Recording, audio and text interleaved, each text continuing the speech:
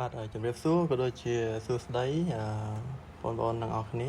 អញ្ចឹងសម្រាប់វីដេអូនេះដែរគឺខ្ញុំធ្វើឡើងដើម្បីចង់បង្ហាញតាក់ទងជាមួយនឹងការបដូរពាក្យខុសនៅក្នុងអត្ថបទរបស់យើងអញ្ចឹងនៅក្នុង file Word នេះគឺខ្ញុំបង្ហាញតាក់ទងជាមួយនឹងសារណាមួយដែលខ្ញុំចង់បង្ហាញតាក់ទងជាមួយនឹងការកែប្រែពាក្យខុសអញ្ចឹងឧទាហរណ៍ថាបើសិនជាយើងដឹងថានៅក្នុងអត្ថបទរបស់យើងវាមានពាក្យខុសប៉ុន្តែយើងអត់បានដឹងថាតើពាក្យខុសហ្នឹងនៅក្នុងទំព័រណាខ្លះទេអញ្ចឹងបើសិនជាយើងអត់ចេះប្រើប្រាស់នៅចំណុចដែលយើងងាយស្រួលក្នុងការប្រើគឺយើងមានតែការដើរអានឬក៏ការ scroll អាននៅក្នុងជួរនីមួយៗគ្រប់នៃទំព័រដើម្បីស្វែងរកពាក្យខុសហ្នឹងដើម្បីកែទៅជាពាក្យត្រូវវិញអញ្ចឹងដើម្បីការកែអញ្ចឹងខ្ញុំចូលមកផ្នែកខាងក្រោមនេះគឺចុច link page នេះបាទអញ្ចឹងនៅក្នុងហ្នឹងវាមាន heading វាមាន page វាមាន result អញ្ចឹងយើងមកមើលខាងលើនេះគឺមានពាក្យថា search document អញ្ចឹងយើងចូលនៅក្នុងហ្នឹងប៉ុន្តែនៅក្នុងនេះខ្ញុំឧទាហរណ៍ពាក្យមួយដែលខ្ញុំបាន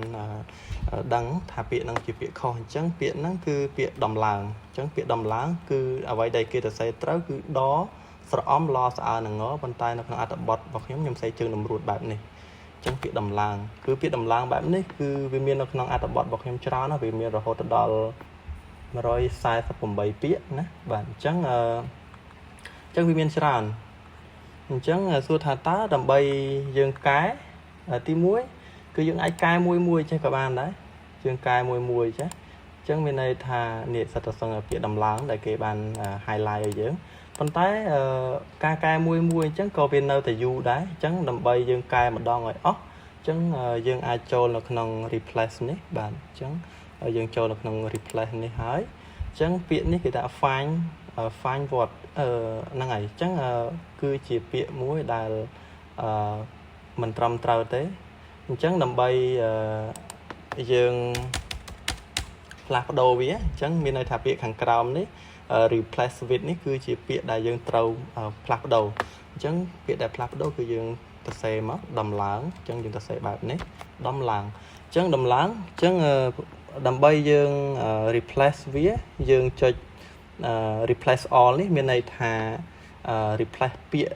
ពីដំឡើងបែបនេះទៅកាន់ដំឡើងបែបនេះវិញអញ្ចឹងខ្ញុំសូមចុច replace all អញ្ចឹងហើយបន្ទាប់មកទៀតយើងចុច OK អញ្ចឹងគេដាក់ all done បាទអញ្ចឹងសំទោស148ហ្នឹងគឺយើងនឹង replacement ទៅទាំងអស់អញ្ចឹងយើងចុច OK អញ្ចឹងអូខេហើយយើងចុច close មកអញ្ចឹងយើងអាចសាក search មើលឡើងវិញតាក់ទងជាមួយនឹងពាក្យដំឡើងតើវាមានទៀតអត់ដល់មកជាងលស្អានឹងងបាទអញ្ចឹងមានន័យថាវាអត់មានទេគេដាក់ no match បាទអញ្ចឹងពាក្យថាដំឡើងបែបនេះគឺអត់មាននៅក្នុង file ឬក៏នៅក្នុងអត្ថបទ